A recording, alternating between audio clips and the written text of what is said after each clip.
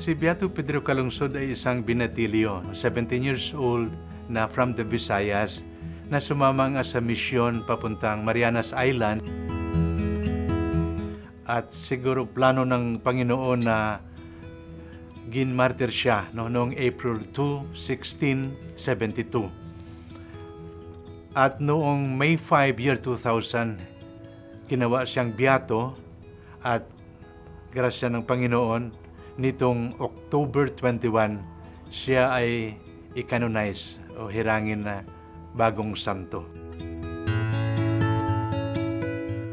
Yung pagpahalaga sa ating pananampalataya, yung kanyang sacrifice kahit mahirap, yung kanyang being a faithful friend, and his willingness to offer ng kanyang buhay. Ito para sa atin, makikita talaga sa kanya.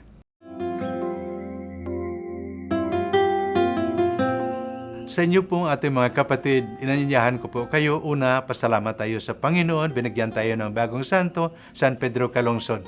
Sana nga po ay yung ilan sa inyo makapunta sa Roma, October 21, 2012. Kung hindi man, sana nga po makapunta kayo sa Cebu, November 30, 2012. Ito ay ating Thanksgiving Day. Sa inyong lahat, sabay-sabay tayo magpasalamat sa Diyos. Sana nga po pagpalain kayo ng Panginoon sa pamamagitan ng panalangin ni San Pedro Calungsod.